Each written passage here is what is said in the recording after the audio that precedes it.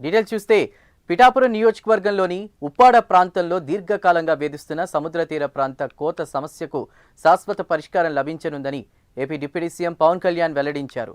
కేంద్ర ప్రభుత్వం జాతీయ విపత్తు నిర్వహణ సంస్థ ద్వారా ఉప్పాడలో తీర రక్షణ నిర్మాణాలను అభివృద్ధి చేసే ప్రతిపాదనను సుమారు 323 కోట్ల అంచనా వ్యయంతో ఎన్డీఏ కూటమి ప్రభుత్వం చురుకుగా పరిశీలిస్తుందని తెలిపారు. గత 5 ఏళ్లలో సగటున ఏటా 1.23 మీటర్ల తీరం కోతకు గురైంది. దీంతో సుమారు 12 మీటర్ల తీరం కోల్పోయిందని పవన్ అన్నారు. ఇది సమీప గ్రామాలపై ముఖ్యంగా మత్స్యకారుల గృహాలపై తీవ్ర ప్రభావం చూపిందని తెలిపారు. ఎన్డీఏ ఎన్నికల వాగ్దానానికి కట్టుబడి అవసరమైన అనుమతులు లభించిన వెంటనే నిర్మాణ పనులను ప్రారంభించేందుకు సిద్ధంగా ఉన్నామని పవన్ కళ్యాణ్ తెలిపారు.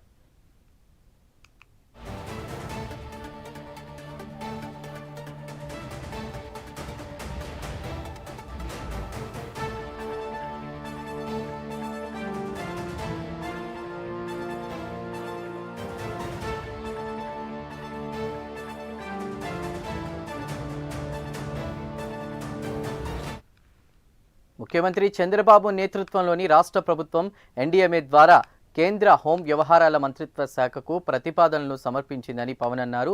ప్రధానమంత్రి నరేంద్ర మోదీ నేతృత్వంలోని కేంద్ర ప్రభుత్వం ఈ ప్రతిపాదనను పరిశీలించారని హోంమంత్రి అమిత్ షా కాకినాడ ప్రజల ఆకాంక్షలను గుర్తిస్తారని ఆశిస్తున్నామని డిప్యూటీ సీఎం వ్యాఖ్యానించారు.